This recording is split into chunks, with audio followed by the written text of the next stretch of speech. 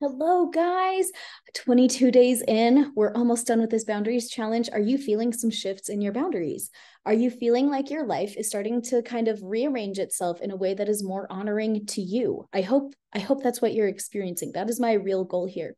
As a reminder, this is the video that you're watching is for free on YouTube.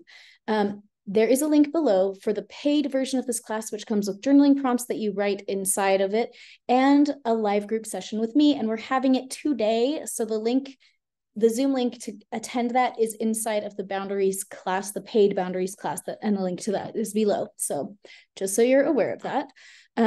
Okay, today in the book that we're working out of, we have a variety of interesting stuff.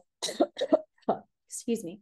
So how I write these books is I sit down and I make a list of all the beliefs that need to change, and then I make a list of the matching beliefs that you need to replace them out with, and I just put them in order, and then I just plop them into the book.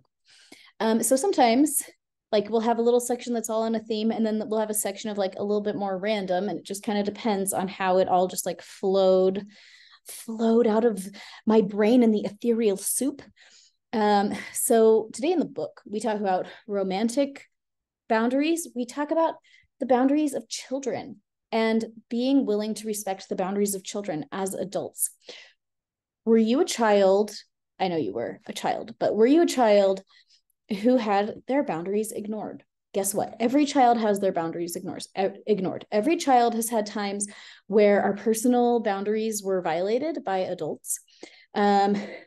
We've had times where our emotional boundaries were violated before we even knew any better, like when our parents blame us for things that we didn't do, or our parents blame us for their feelings and stuff like that. And guess what? As a parent, I've done that to my own children. I'm not proud of that, but I am a person. And guess what? It's a learning journey for all of us. And one thing I do believe is that every child's life experience is what that child has needed for their spiritual journey as like a spiritual being, even if that like there are some children that have gone through unthinkable things, unspeakable things. I know some of you have gone through unthinkable, unspeakable things as children. And this is not to excuse those things that happened, but it is to say that everything that happens to us is part of a bigger story than we consciously understand.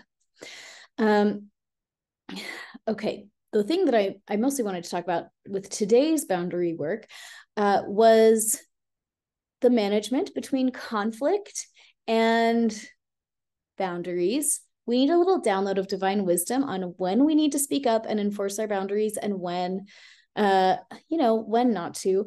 Let's just go ahead and download some divine wisdom on that. Imagine a tube of light shining down from our creator to your body, containing information on when to verbally and physically enforce our boundaries and when when there might be an alternative solution that we need to engage in at that time. I'm thinking of how in like the scriptures, sometimes there are times when God presents an alternative solution that we didn't see coming. I'm thinking of like Abraham and Sarah going to the Pharaoh, and Abraham telling the Pharaoh that Sarah is his sister instead of his wife. Okay. I mean, I don't think God thinks lying is great, but I think that sometimes, different situations require different kinds of actions. And when we get caught up in black and white thinking about how we have boundaries, how we express our boundaries, how we defend our boundaries, it can cause a lot of problems. Now, a lot of people, when it comes to enforcing boundaries, there's two different problems we can have, right? Step one, that would be not enforcing any boundaries and being a doormat. And then step two is going to be enforcing every boundary super rigidly in horrible ways that makes everybody hate you. There is a happy middle ground. We do not have to be the people that cause a whole lot of drama in our families by enforcing our boundaries in different ways. At the same time, I think more people probably struggle with not ever enforcing boundaries than struggle with like rigidly enforcing powerful boundaries. So, okay, let's do this tapping script. We're going to do two of them. They're kind of long. I'm sorry. Number one, I know how to manage conflicts so that I maintain my personal boundaries, even if it means a temporary loss of peace. while the situation adapts to my boundaries. We're going to do that again. I know how to manage conflicts so that I maintain personal boundaries, even if it means a temporary loss of peace while the situation adapts to my boundaries. Okay, breathe it in. And we're going to do a second one. Okay, tap, tap, tap. It is better to maintain wise, divine personal boundaries than to avoid conflict merely because conflict is uncomfortable. Let's breathe that in. I'm just going to read that again. It is better to maintain wise, divine personal boundaries than to avoid conflict merely because conflict is uncomfortable. My new book, Magnetic Femininity, came out last month. And in that book, I talk a lot about vulnerability and how submission without vulnerability is really toxic. Like you need, I don't know, vulnerability is just so powerful and so healing. And I want to bring that up in the context of boundaries, because I think a lot of times as women in particular, we try to establish boundaries because we're really trying to exert control over other people. We want control over how they're treating us and how they're handling these different situations in our lives. We feel like we don't have enough control. We set a boundary, like all these like weird not boundaries where it's like, if you snore, you have to sleep on the couch. Like that's not really the kind of boundary that I'm talking about here, but people set that kind of boundary. But I think a lot of times when we have situations that feel like they are violating our boundaries, it can be easy to switch into conflict mode or to become a doormat because we don't want to deal with conflict. I want to offer an alternative solution, and that alternative is vulnerability. This is specifically for women.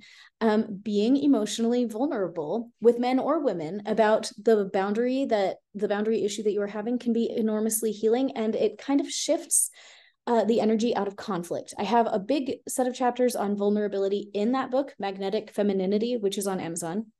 But it teaches you how to share your feelings without blaming and without accusing. And when we share our feelings about what is going on without blame or accusations, it inspires real change. If you have a boundary that is being violated, I just wanted to invite you today to think about the possibility of being vulnerable about it instead of attacking or causing a conflict in supposed defense of your boundaries, which may actually be an attempt to control the outcome.